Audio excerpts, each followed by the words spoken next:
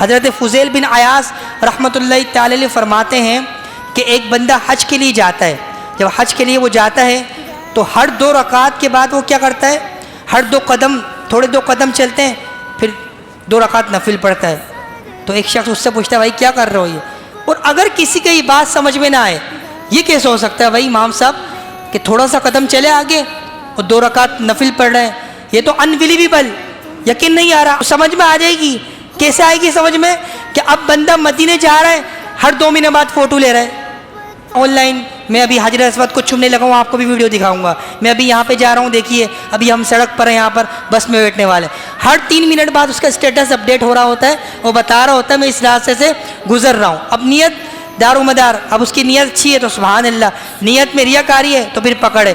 اب وہ فضیل بن عیاض کہتے ہیں اس سے ایک بندے نے پوچھا بھائی کیا کرتے ہو, اتنا ٹائم ویسٹ ہو رہا ہے آپ کا, آپ حج کرو نا, 2 رکعت پڑھتے ہو تھوڑا آگے بڑھتے ہو, 2 رکعت پڑھتے ہو تھوڑا آگے بڑھتے ہو, 2 رکعت پڑھتے ہو, کیا مسئلہ ہے؟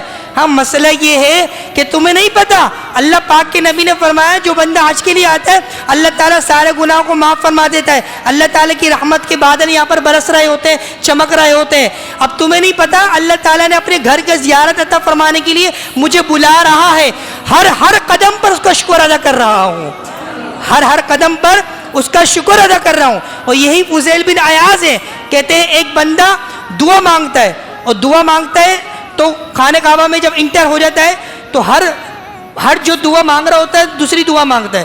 یا اللہ میرے کاروبار میں برکت عطا فرما, ایک دعا ہوئی. یا اللہ اگلی بار آؤں تو والدین کے ساتھ مدینے دیکھنے کی توفیق عطا فرما, آمین تو کہہ دیجیے آپ لوگ.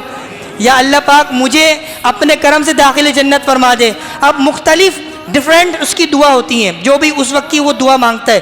اب فضیل بن عیاض کہتے ہیں کہ آپ کے ساتھ کیا مسئلہ ہے, ایک دعا مانگتے ہیں تو دوبارہ وہ دعا نہیں مانگتے.